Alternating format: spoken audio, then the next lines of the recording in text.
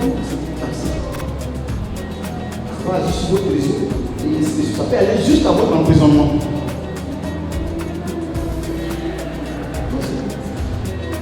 Au niveau conseil, proposition d'une nouvelle offre de conseil basée sur l'intelligence fiscale, une offre plus rapprochée, plus économique, une offre de conseil orientée solutions et optimisation, une proposition d'offre de solutions aux contribuables, c'est-à-dire des outils leur donnant la possibilité de gérer par eux-mêmes tout ou partie de la fonction fiscale de l'entreprise. Nous sommes dans un monde de solutions, solutions informatiques, solutions marketing, solutions temps, solutions temps. Il faut mettre en place aussi au plan fiscal de la solution, des outils, des techniques, des mécanismes qui vont permettre à ces entreprises-là de gérer jusqu'à un certain niveau la fonction fiscale de leur entreprise. Il y a des tableaux, beaucoup de choses qu'on peut faire. Beaucoup de choses qu'on peut faire et qu'on doit faire. Mais malheureusement, comme on n'a pas cette éducation, quand tu en parles à des gens, ils te disent c'est pas la peine. Ou bien il y a des gens qui budgétisent l'infraction. Nous, en tant que conseil, il faut éviter ça. C'est dire je ne vais pas payer. Quand ils vont arriver, je leur donne le temps et puis c'est réglé. Mais vous ne vous rendez pas compte que depuis 10 ans, c'est différents inspecteurs qui viennent mais qui touchent à notre problématique. J'ai assisté à un client quelque part pour un contrôle de commerce. Dès qu'on a commencé la réunion, l'agent a commencé à faire le PV. Et c'est quoi? Il dit non, ça fait 15 ans que je travaille, je connais un problème. Comment pensez-vous qu'une grande entreprise qui a peut-être 2 big four au conseil, lorsqu'on fait un état des différents contrôles qui ont lieu, les montants vont crescendo. Il y a 10 ans, c'était 10 millions. Il y a 8 ans, c'était 15 millions. Il y a tant, c'était 22 millions. Nous sommes à 50 millions. Parce que on est resté dans le conseil étranger, on a l'abonnement. Je vais chez lui que pour demander s'il a fait le virement. Lui aussi, une fois le contrôle est passé, je ne cherche même pas à régulariser, il est parti sans fout. Et personne ne me dirait le contraire.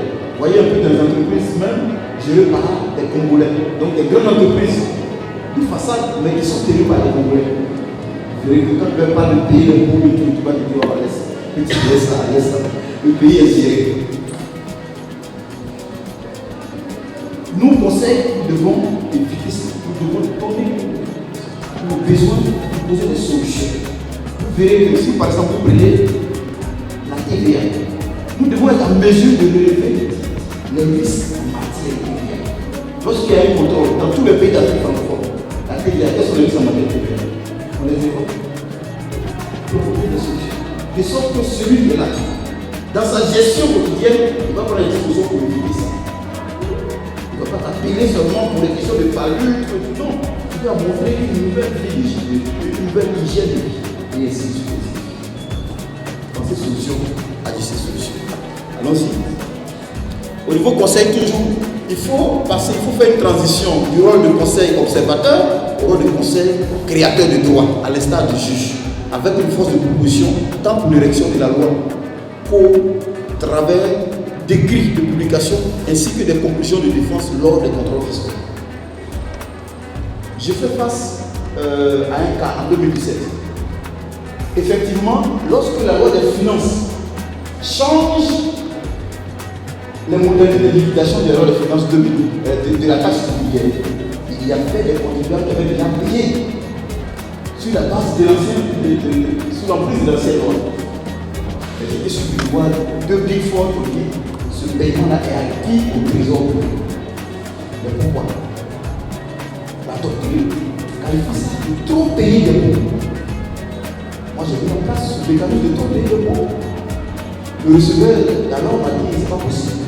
Il faut lire ce qu'on a écrit. Est-ce que ce qu'on a écrit c'est pas correct, c'est pas logique? Même si la doctrine congolaise n'en fait pas cas, nous, en tant que directeur du conseil, il a accepté et c'est passé. Et après, j'ai fait une publication dans Congo Économie. Et bon, donc, ça a porté quand même quelque chose de nouveau. Comme je le disais, il faut jouer le rôle le rôle que le magistrat joue dans son rôle de juge.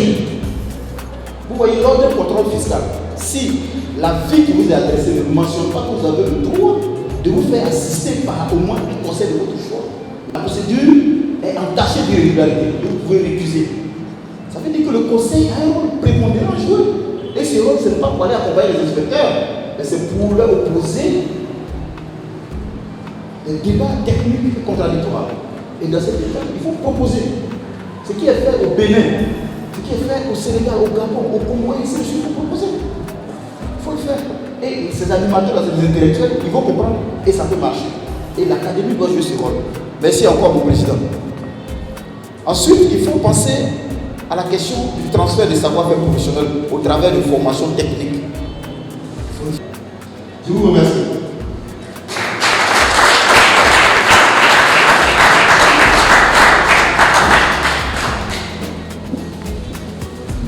Merci, monsieur Bordeaux.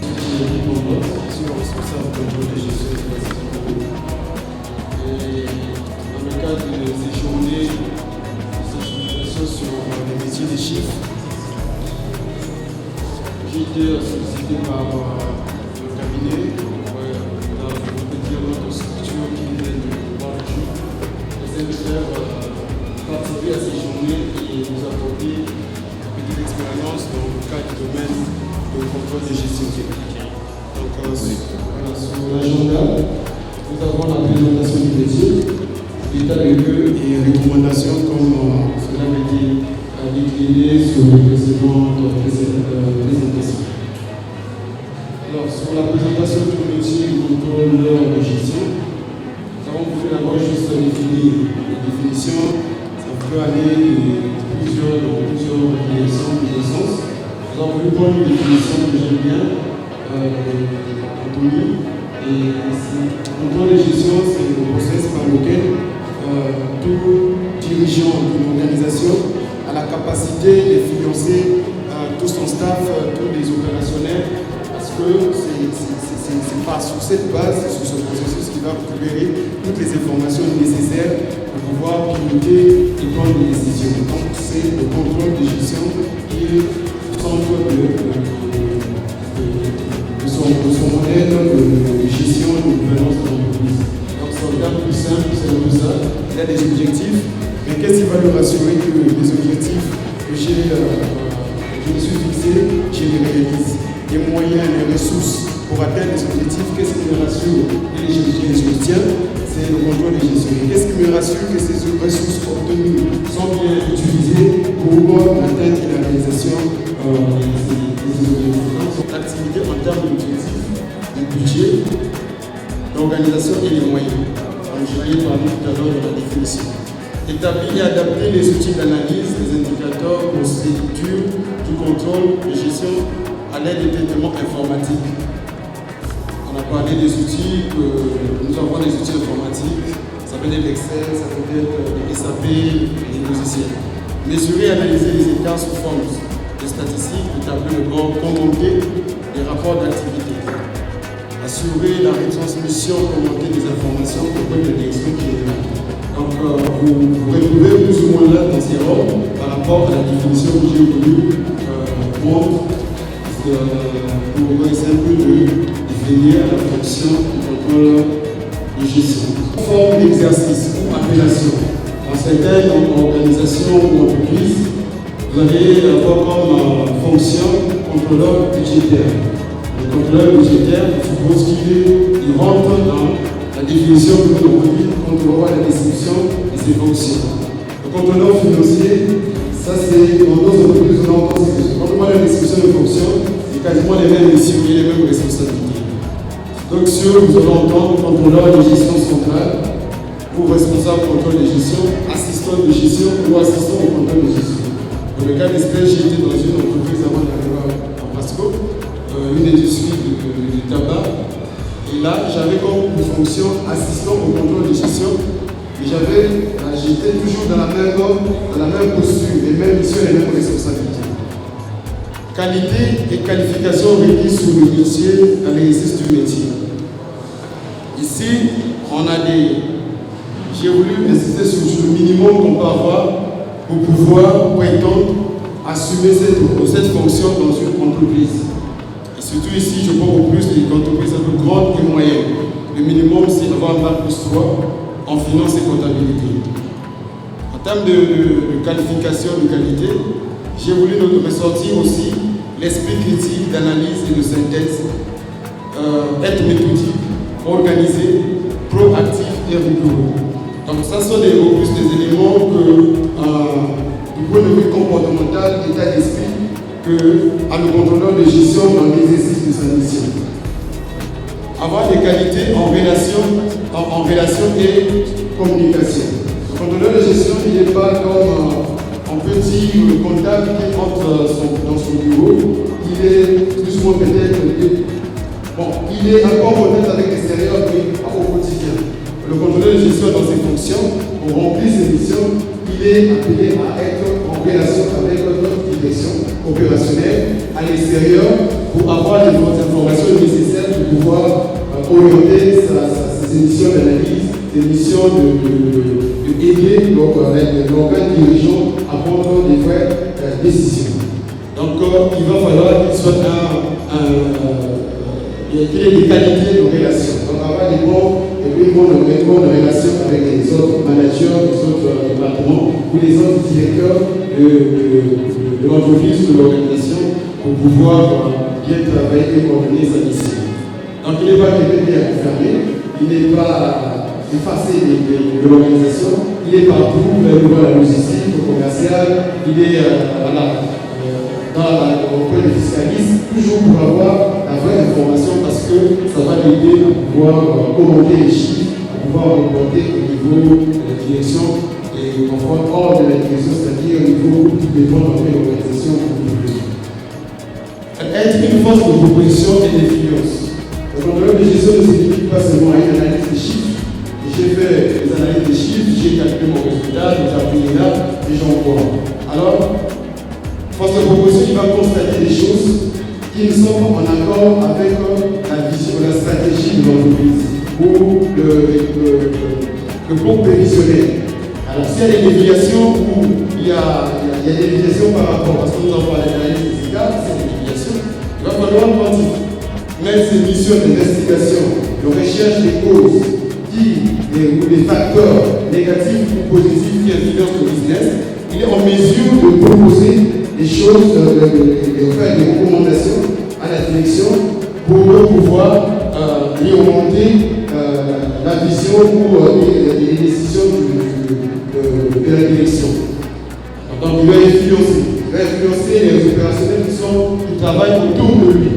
Et quand il est en face d'un responsable supply commercial ou logistique, il ne va pas se contenter juste à l'écouter et à prendre ce qu'il lui donne, mais il va le challenger. Il va le dans le cadre du processus budgétaire, vous allez voir qu'on va vous présenter un certain nombre d'éléments chiffrés au niveau de notre budget de cette année. Nous voulons avoir 2 milliards de dépenses et tout. Mais vous n'allez pas les prendre comme argent comptant, il faut vraiment les challenger, les influencer pour pouvoir les amener, pourquoi pas, à réajuster leurs chiffres. Parce que vous avez, comment dirais-je, vous avez une lettre. Parce que dans le cadre budgétaire, vous avez une lettre qui vous vient des orientations, des objectifs que vous devez atteindre pour une année donnée, une année future, qui vient de la direction générale, que vous êtes obligé de faire bouger l'organisation pour que le résultat attendu soit en ligne avec l'autre. Autre chose que je peux ajouter, c'est la maîtrise de l'outil informatique, on en a parlé. Il y a un contrôleur de gestion, il va utiliser des chiffres. Les chiffres, il va les prendre pour lui-même d'aller dans la base comptable, aller checker, faire l'analyse des comptes et aller chercher à avoir ou bien son rôle, c'est de produire une formation de source comptable, à des anomalies, des factures qui ont été mal publiées, des comptes mal ajustés. Pour aller au de comptabilité, je ne sais pas si c'était pour point, parce qu'il a amené à faire une présentation aussi. Il a cette réunion, il prépare une analyse pour le contrôleur de gestion, il fait de la plus d'excès comme outil qu'il aime dans l'accomplissement de ses fonctions. Donc il va avoir une connaissance pratique de l'enquête.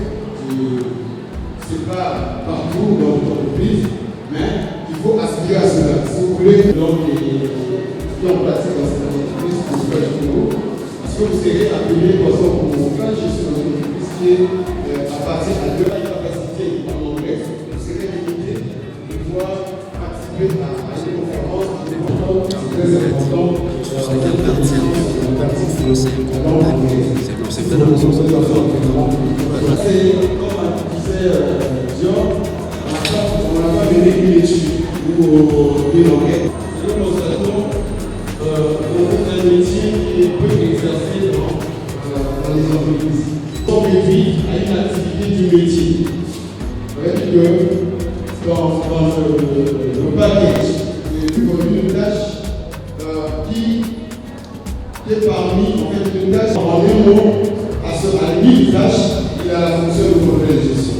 Donc il est arrivé que quand vous rendez le document du CV, vous vous rendez compte que la personne n'a abordé que dans sa fonction, sa carrière, il ne travaille que sur l'impression de la personne qui est en mesure de pouvoir faire tout ce qu'on essaie de profil expérimenté.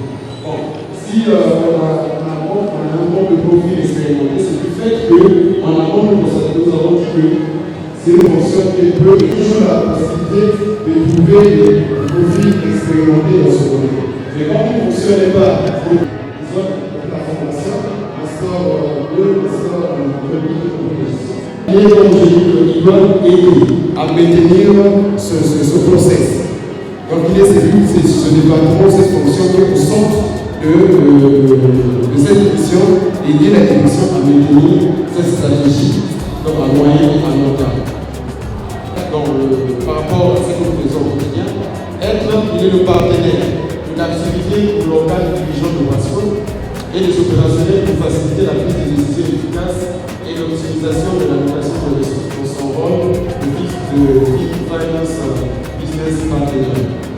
Le contrôleur de gestion dans le langage du grand groupe anglo-saxon, ici, il voit comme exemple un partenaire du business. Un partenaire contournable dans le cadre de la performance de l'activité. Donc c'est un partenaire qui est comme le finance qui est rattaché à la finance. Il est en relation avec les opérationnels, il est en relation avec le comité de direction. Donc on voit l'élection du dirigeant de Wasco, les opérationnels ont peut-être sur la chaîne de commerce pour faciliter leur prise de décision et l'allocation, l'utilisation de l'allocation des ressources. Aujourd'hui, avec la crise actuelle, la notion de l'optimisation des ressources devient tellement plus cruciale avec la baisse des revenus de chiffre d'affaires. Il va falloir trouver des stratégies pour optimiser l'allocation des ressources pour aider vraiment à une bonne prise de décision. L'allocation des ressources, ça peut se faire en termes de répartition de coûts par fonction, par direction. Et cela se fait dans le sens de pouvoir aider à savoir quelle structure, quelle direction, quel département, quelle fonction, à quelle hauteur, quel pourcentage il y a partie dans la consommation du coût de l'entreprise. Et s'il y a des décisions à prendre, s'il y a des restructurations à faire, s'il y a des axes qu'on veut, des pistes d'amélioration de la profitabilité de l'entreprise qui est engagée, alors on a la possibilité de savoir le marketing au cours du temps, avec tant d'effectifs, avec tant de soucis, la supply chain qui nous fait tant de volume, mais avec un effectif de 10 personnes, avec des coûts de maintenance, tout ça. Donc tout ce process va aider à la direction de pouvoir prendre une décision. Assurer la conformité du cycle de gouvernance, c'est ça que j'ai dit tout à l'heure, j'ai expliqué. Il y a le plan stratégique, il y a le plan annuel et la mutualisation du budget et le reporting. Donc, au cours de l'année, chaque mois, nous avons des arrêtés mensuels. Nous avons un reporting qui est pour la direction générale et qui sort hors de Wasco pour encore les actionnaires, les deux actionnaires de Wasco. Et le plan stratégique, comme je disais tout à l'heure, c'est un plan qui est décliné en 3 ans. Vous êtes soumis à cet exercice tout au long de votre carrière. Vous faites un plan de 3 ans et pendant que l'année en cours va s'achever, à 2-3 mois de la fin de l'année, vous réfléchissez déjà sur ce qui sera le plan annuel. Donc, ce qu'on appelle pour vraiment notre entreprise de budget de l'année qui va suivre. en tout temps, vous arrêtez déjà la dernière estimation, la tendance de l'année que vous allez acheter. Donc vous êtes vraiment le partenaire du business, parce que sans vous, ces décisions, cette orientation ne pourra pas être réalisée. Donc pour réaliser à peu près la mission, le rôle, la fonction que vous avez dans l'organisation par rapport à ces activités. Activité du reporting, nous avons le contrôle de l'activité chez Pont. Parce que la notion du contrôle de gestion, pour notre partenaire qui est anglo-saxon, ce n'est pas la notion pour plus de business control. Donc c'est l'activité auquel nous sommes en contrôle l'activité de l'extérieur et de l'intérieur. De l'extérieur, nous avons l'environnement de l'entreprise. Nous devons savoir ce qui se passe chez nos concurrents. Nous devons chercher le maximum d'informations sur les données macroéconomiques. Si aujourd'hui, on dit que l'année prochaine, on risque d'avoir une évolution bref, donc toutes ces informations, le secteur pétrolier, quand il y a eu des problèmes, toutes ces informations, le contrôleur de gestion légale, il va être au courant de cela pour pouvoir vraiment aider dans la réalisation des services. Donc une analyse externe de l'entreprise et une analyse interne de ce qui se passe en interne de l'entreprise. Donc vous n'êtes pas, comme je disais, quelqu'un qui est assis dans votre bureau et vous manipulez juste les chiffres. Donc vous voyez un peu le niveau, le centre de responsabilité de la fonction de ce métier. Le reporting, c'est comme les autres de reportage. Vous avez fini l'analyse des données pour notre cas d'espèce. Une fois que le contrôle de gestion a essayé de fiabiliser les données du monde, en ce moment, nous avons les dernières écritures à passer pour pouvoir vous dire que ça, c'est notre niveau de résultat mensuel. En ce moment, on a le taux de la direction générale, le DG, pour pouvoir publier ces chiffres hors de la structure qui va seulement sur le cadre du reporting, parce que vous demandez à un niveau. Donc, en amont, il y a d'abord ce travail de contrôle qui se fait. Donc, DG est soutenu la mise en œuvre du calendrier financier du groupe, ça peut être sur l'État. Nous avons des clôtures mensuelles. Les clôtures mensuelles, pour que ça réponde au calendrier financier que vous avez prévu, vous devez piloter ce calendrier. Donc en interne, nous avons des process, des méthodes qui nous permettent de challenger tous les partenaires qui vont aider à avoir le maximum toutes les informations nécessaires pour que nous soyons en mesure de reporter auprès de nos actionnaires les résultats du mois qui concernent l'activité. Pas besoin d'entreprise, vous allez d'abord imprimer l'annonce, vous allez saisir rapport à la mer, remplir le tableau Excel. En bref, le temps de fait que tel programme, tel logiciel manque, ça fait une perte de temps d'abord dans la compilation, dans la préparation de votre base qui va vous permettre d'entreprendre votre mission d'analyse. Donc, c'est une difficulté que nous pouvons rencontrer au quotidien. Autre difficulté que nous avons notée, il y a plus de temps à passer dans le traitement manuel des informations via les outils Excel. Donc, le fait que les outils comptables ou les logiciels comptables ne vous permettent pas de faire assez d'interfaces pour récupérer les données de la base comptable ou l'interfacer sur les formats Excel, vos missions vont être un peu plus ou moins limitées dans certains cas.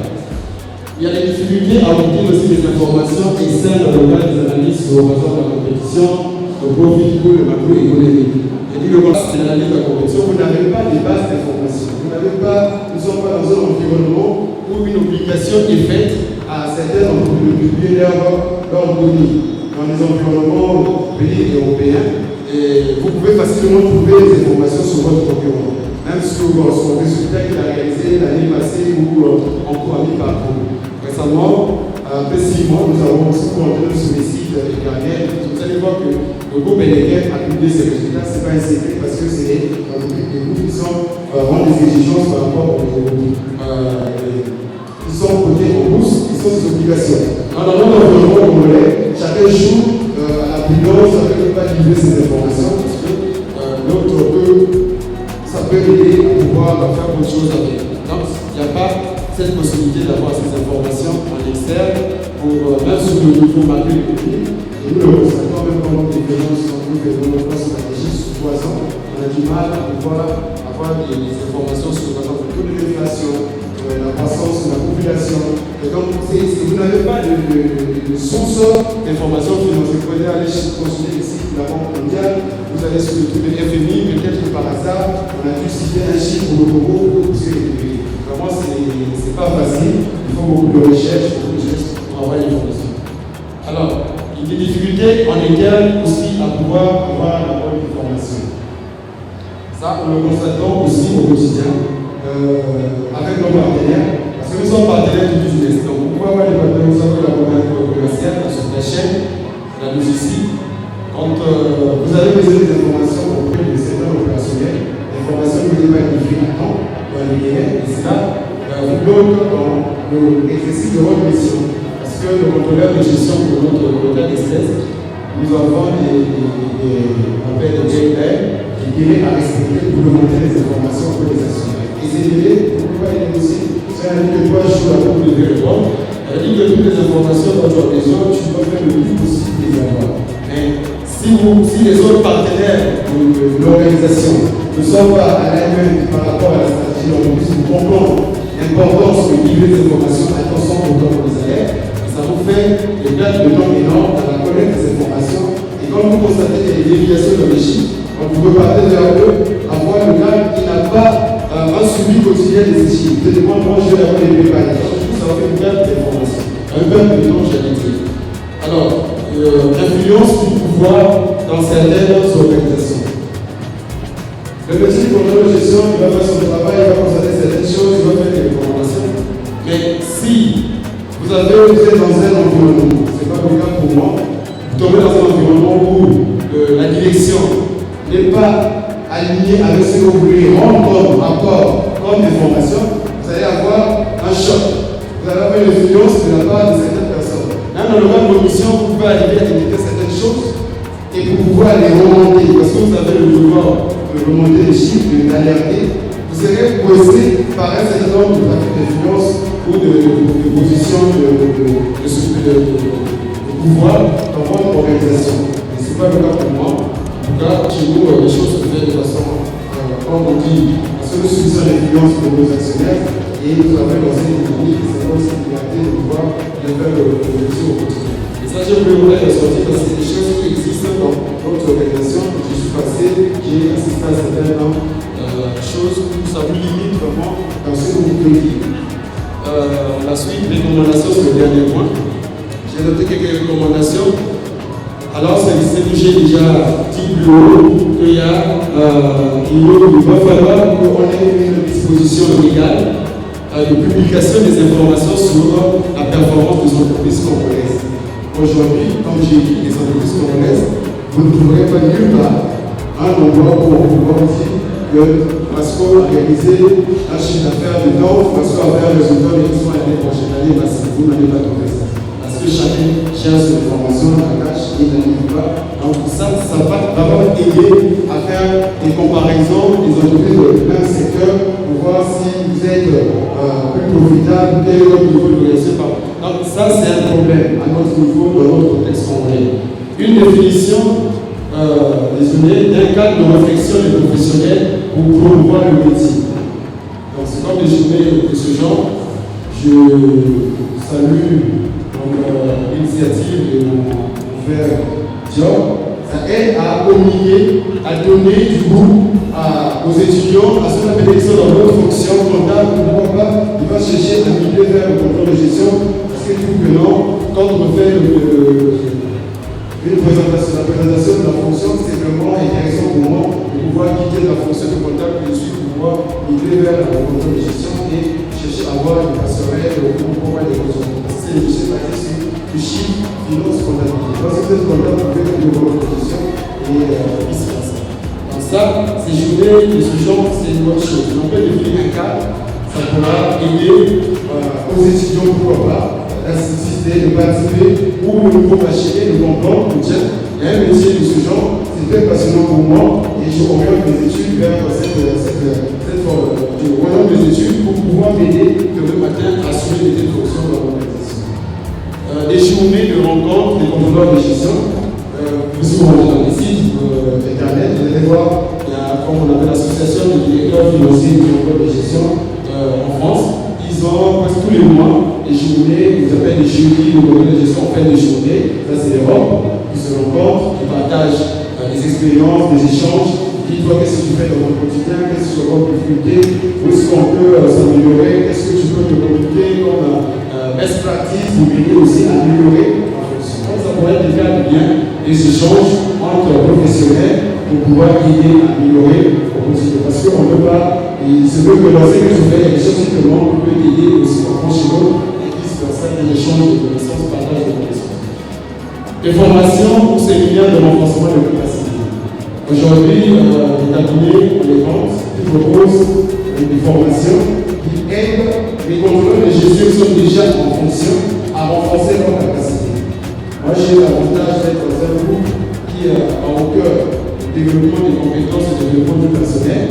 Donc, la notion de renforcement des capacités, c'est quelque chose qui est très vraiment prioritaire pour l'ordre national. Parce que sans les hommes, l'entreprise ne peut pas survivre. On ne peut pas garantir le lendemain. Donc, chaque fois, les choses bougent et il faut s'adapter aux changements.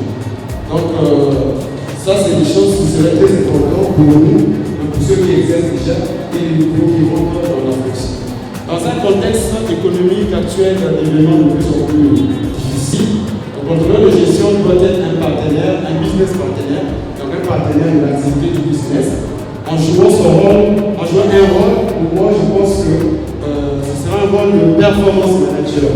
C'est celui qui a la performance de l'entreprise enseignante. Donc, c'est lui qui manage.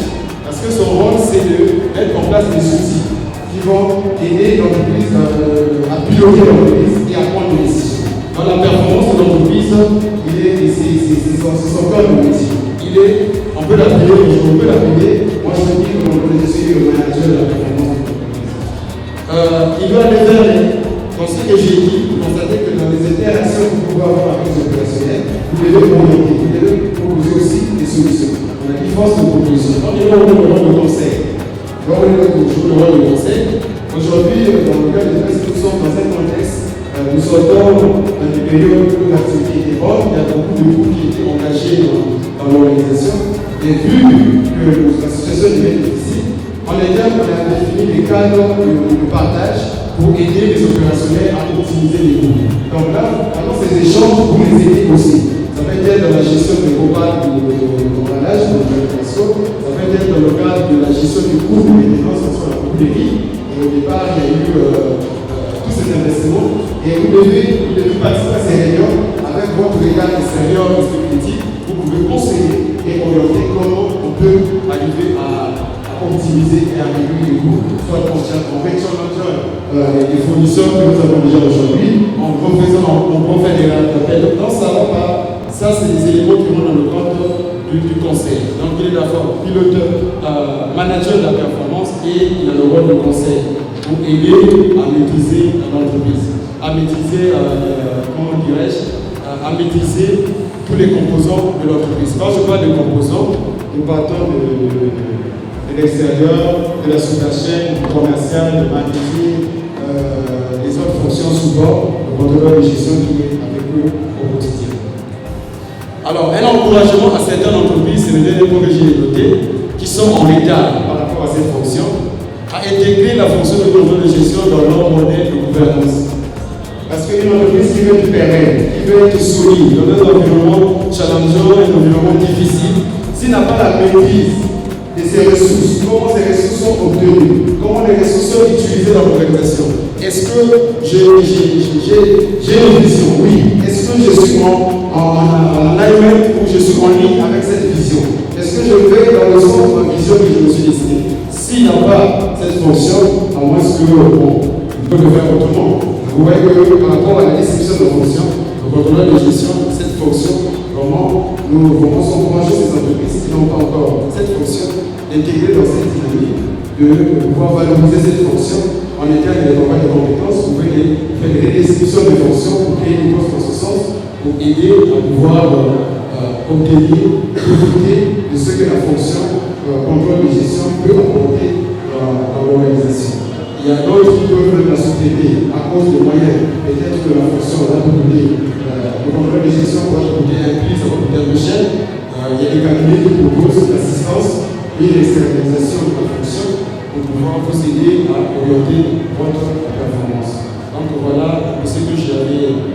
présenter dans le cadre de la fonction de contrôleur de gestion. Merci.